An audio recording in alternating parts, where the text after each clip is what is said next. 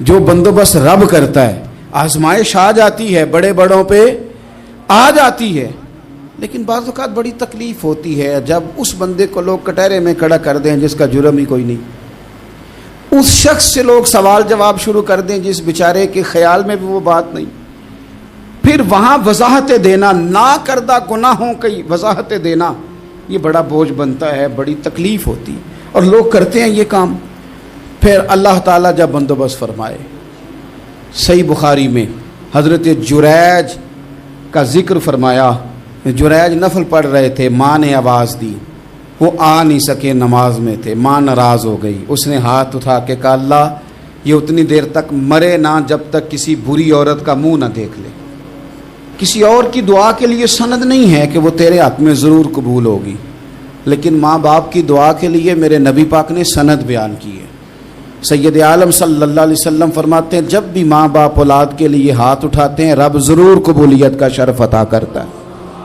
تو جہاں سند موجود ہے نا, کچھ افتتاح ابا جی سے بھی کرا لینے چاہیے, کچھ کام شروع کرنے سے پہلے صرف اماں سے ہی دعا کرا لینی چاہیے. یہ والا افتتاح بھی بڑے کام کا ہے کیونکہ یہاں سند بیان کر دیا میرے نبی کریم. تو جناب جریج کی ماں ناراض ہو گئی, کہنے لگی اللہ اس نے میری بات نہیں سنی. اب تھے تو وہ نیک, لیکن رب کریم کی حکمت کا تقاضا ہے, ماں کی دعا کو بھی قبول کرنا تھا. اللہ نے آزمائش میں مبتلا کر دیا. والدہ تو چلی گئیں, وہ ایک خیمے میں, ایک کٹیا میں, ایک جھونپڑی میں عبادت کرتے تھے, اللہ کو یاد کرتے تھے, رب رب کرتے تھے, اور لوگ ان کی بڑی تعریف بھی کرتے تھے. لوگ ان کے ارادت مند بھی تھے, عقیدت مند بھی تھے, اہل محبت بھی تھے. ایک عورت آ گئی, بس وہ اللہ کی حکمت پوری ہونی تھی. اس نے آ کے پہلے تو انہیں اپنی طرف مائل کرنا چاہا, جب نہ مائل ہوئے تو الزام لگا دیا.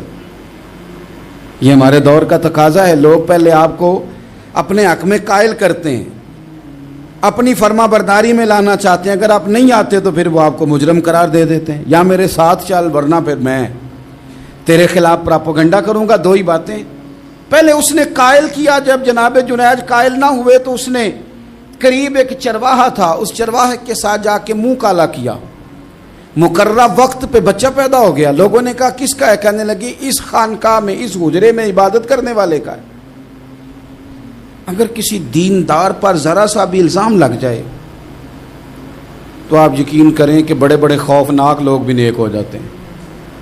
جن کا اپنا سارا ماضی کالا سیاہ ہو وہ بھی اجالوں کے راہبر بن جاتے ہیں.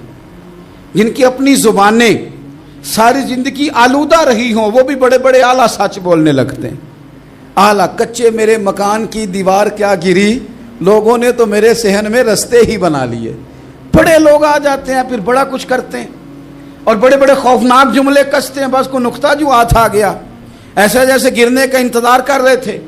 اب جناب لوگ اٹھے, احتجاج شروع ہو گیا, شور پڑ گیا. یہ بابا بڑا نیک بنتا تھا, نفل پڑھتا تھا, عبادتیں کرتا تھا, دیکھو اس کا حال کیا ہے کہ اس نے ناجائز بچہ پیدا کیا.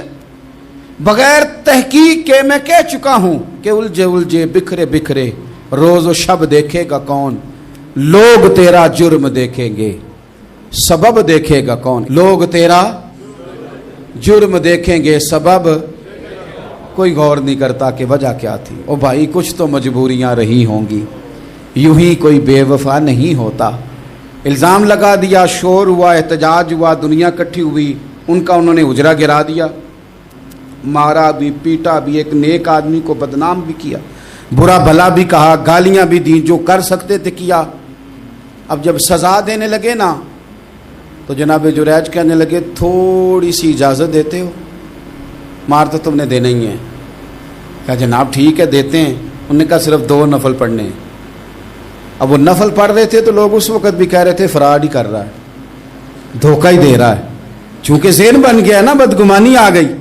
انہوں نے 2 نفل پڑھ کے ہاتھ اٹھائے, کہا اللہ جانا تو میں نے ہے, پر اس رسوائی کے ساتھ جنازے تک نہیں خراب ہو جاتے, قبریں تک نہیں لوگ بدنام کر دیتے. کہ اللہ جانا تو ہے, پھر اس رسوائی کے ساتھ تو میری مدد فرما.